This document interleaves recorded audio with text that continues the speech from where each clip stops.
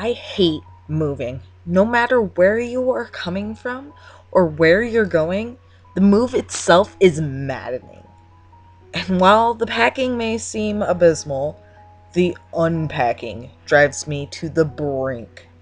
Just walking through the door and seeing all of those brown boxes of every shape and size stacked there, mocking me, as if to throw in my face the chore that still lies ahead. I've counted 50 of them so far, gloating at me with their blank cardboard faces, and that's just in the living room alone.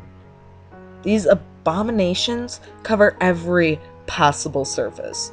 The counters, the furniture, even piled in the sink. It is as though they multiply when I look away to crowd every vacant inch of space in my new home. It's midday, but I have to fumble for the light switch as the windows themselves are blocked by these creatures, as if barricaded shut like an abandoned building. Nothing could be worth this hell. Nothing could be worth the hours, days, weeks, maybe even months that it will take to completely unpack and toss out these grotesque boxes. They have already been living in this new place weeks longer than I have by now. I've put off this work for days since my release already, living and sleeping in one tiny corner of the room, void of cardboard monstrosities. Why do so many people enjoy moving into a new place? What could be worth putting yourself through this torture? The never-ending stacks of cartons and bins towering to the ceiling, closing in, suffocating me. I wouldn't even know where to start to look for half of the stuff I really need in this labyrinth of crates. I've frantically unpacked 3 boxes so far, searching in vain for my necessities, only to find that I could hardly recognize the contents therein. Even the labels written in black marker are ceasing to make sense to me, slashed and carved into the box tops like scrawlings of madmen. Even the words that I can make out look to be written in an unfamiliar handwriting. Bedroom, bathroom, freezer, knickknacks, kitchen, miscellaneous, books, supplies, fragile, broken, clothes, closet, and living room.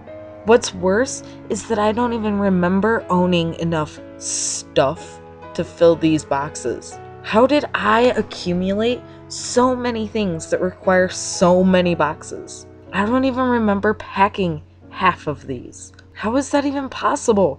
I'm beginning to feel anxiety tightening in my chest when the thought of unsealing the next box, knowing that I will not recognize the contents and that I will never find anything I truly need. Stumbling through the chaos of discarded packing materials, unpended boxes, and their contents spilled upon the floor, I make my way into the kitchen. Dear Lord, what is that smell? Are these boxes strewn about the tiled floor leaking? A few of these are labeled freezer, keep cold, but these containers have been sitting here for months. Kicking away from the smaller offenders, I can see the floor is slick with a blackish ichor coming from the large boxes. What the hell could be packed in the box that large that could be leaking like that? And oh god, the smell is getting even worse with every step that I take closer to it. Box cutter in hand, I cannot even begin to wonder what is inside this box. Terror and apprehension are gurgling in the pit of my stomach as my hand freezes in the middle to cut through the tape sealing this box from my prying eyes. What is that scrawled in the corner of the box on the top? Does that say Mike? How did I end up with one of Mike's boxes? It isn't like I don't have enough of my own, but now his too. He is the whole reason I had moved here in the first place. He was an okay roommate at first, but then the little things he did started to really get on my nerves. I can't even remember being so angry with someone over such trivial things like loud music, soiled clothing all over the living room, dirty dishes piled on every surface, late rent checks. How could anyone live like that? Why did I put up with that? Just who did he think he was yelling at me like that when it's his mess I had to clean up? Then, on top of it all, he went and moved out without the slightest notice, leaving me with the mess and the bills and the awkward questions from his friends and family and the police. I mean, how would I have known where he went? And now this, I have to find out what stuff of his is in this box that makes it smell so horrid, and then figure out what the hell to do with it. Shaking off the notion of just tossing his box into the dumpster where it belongs, I rip back the flaps and peer into the putrid smelling container. Rage is quickly replaced by confusion as I find the styrofoam peanut packed box filled with a lumpy shaped objects wrapped loosely in what looks like black garbage bags.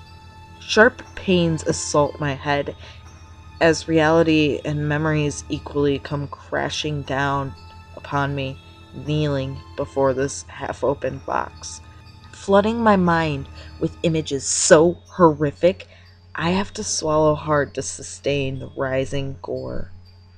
Mike's begging and pleading, the slashing of the knife, Mike's screams, the disemboweling, the blood, oh god, yes, the blood, the maniacal laughter spewing forth from my own lips.